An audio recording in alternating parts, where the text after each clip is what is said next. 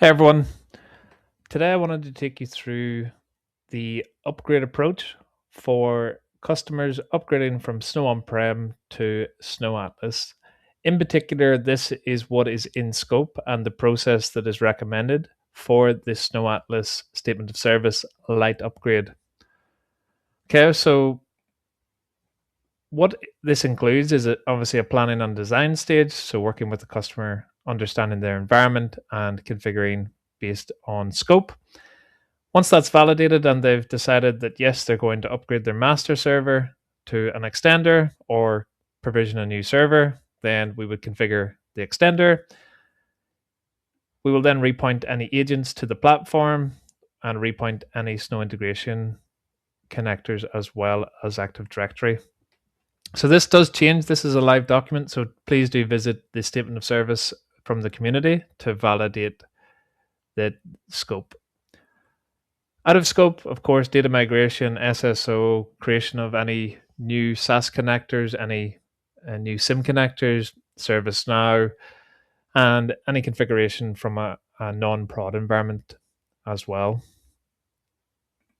So here is an example of a customer's environment. So the customer has a service gateway.corp.customer.com, and it's reporting to the master server. In order to apply with our scope, we have only to update one inventory server to the extender. So that, of course, would have to be the master server, which is their main communication point that's feeding their on-prem environment.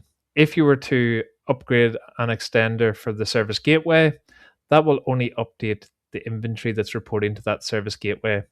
If you have agents reporting directly to the master server, those would continue to feed the platform. So there has to be a decision point by the customer that yes, they're going to update their master server. So once that's validated and you've validated the specs are in line with what we require for Snow Atlas, so please do verify this. Often customers will have an older operating system like Windows Server 2012 that's not supported. So please refer to the system requirements to validate that information. Once validated, there's two phases. The first phase is the conversion of the master server to the extender, and that's really installing the extender on the master server, stopping the master server, and allowing data to process through the extender. From an agent perspective, they don't know any different. It's going to use the same URL in most cases. So again, a decision point from you and the customer will be to use existing. So the hope is that snowinventory.customer.com is on port 443. If the customer decides that they need to change that, that will require update to agents. So something to be aware of. For the service gateway, again, if nothing's changing with the endpoint of the master server / extender, it won't matter for those. It will just continue to report to the master server on the CNAME, so snowinventory.customer.com. Okay, so once that's done and you've reconfigured the SIM, what we want to do in most cases is configure parallel running. So what this allows is the inventory to report to two systems at the one time. So enabling data forwarder on the Snow extender will allow us to feed the data or continue to feed the data to their existing platform. Please do consult with your sales rep to validate that they have the license requirement for parallel running, as this is really used for transitioning customers and won't be an endless license. So there will be a cutoff point where they're going to have to use Snow Atlas Live as their primary source. One thing to note, and you can see it in red, is because we're now using, for example, 443, the customer needs to decide what the data forwarder URL will be. So in most cases, it'll be another port like 8443 or specified by the customer's networking team. So this will be a decision point when you get into that with the customer. Okay, so what I'll do now, I'll log into a test environment and show you the process end to end. So here you can see my demo tenant.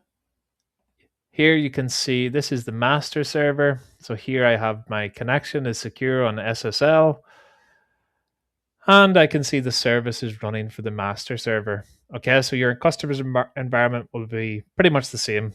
So one thing we want to check is to validate that the customer's environment is in line with our specs. So again, we would just check the OS as an example to validate that it's a supported operating system.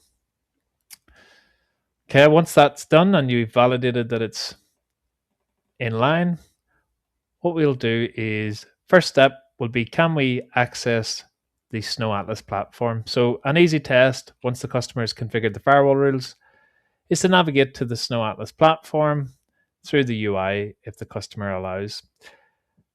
Once you've done that and you've logged in, is we need to download the package. So in Snow Atlas under settings, you have Snow Extender and Download Extender. Once that's downloaded, we'll see it here. You sometimes will have to go to properties and unblock if it's coming from the internet. Once you've done that, is stopping the master server. What this will do is stop the processing of inventory. So if you're not sure how to get to this application, navigate to the search bar. You can simply search it, Snow Inventory Configuration Manager, or you can navigate to the default location, which is Program Files, Snow Software, Snow Inventory, and Server. And it's the server config.exe. Okay, so we'll stop the master server. So all inventory has stopped to the master server, including gateway inventory. And now we'll begin our download of our extender. So we'll run as administrator. And you can see the default path. We'll select install. And here you can see it's asking us the configuration window.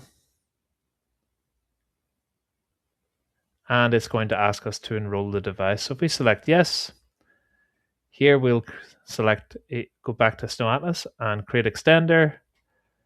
And here we'll call it the SOS demo migration.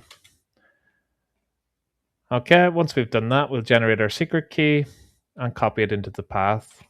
So this will verify if we have connectivity to Snow Atlas as well, outbound. So if we select enroll, enrollment successful. Then the UI will load and you will set up the extender. So the Snow Inventory API. So in this case, we're going to use the snow demo.mydomain. It's going to be on 443 using HTTPS. And now we're going to browse to the URL. I believe it's this one. We select that and we'll select save. Okay. Likewise, you would do the same for the SLM API so that it can utilize SIM. So in my case, I'm just going to leave this to port 80.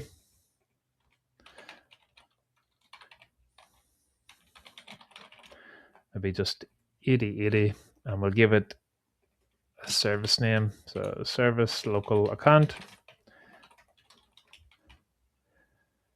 And oh,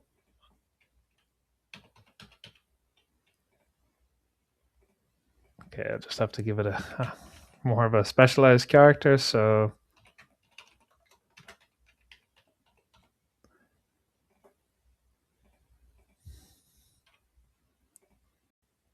okay, so now we've added that, you would do the ID discovery here as well.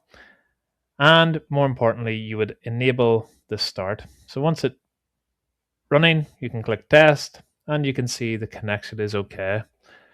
Once you've done that and you've validated using the general APIs that it's working, so if you're not sure of them, again, I believe it should be something like API client /ping, and you should get a pong response. Your certificate should be bound.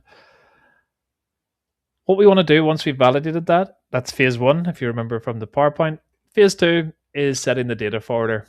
Okay, so the endpoint will be this extender, or sorry, the master server. So we'll go back in here, we'll change the configurations because we want to use a different port. So here you can see change HTTP binding, And here it's going to be maybe 8443 and the certificate. We click next, click create, click configure, and click start. So here you'll see it's working. And if I go and use the same URL,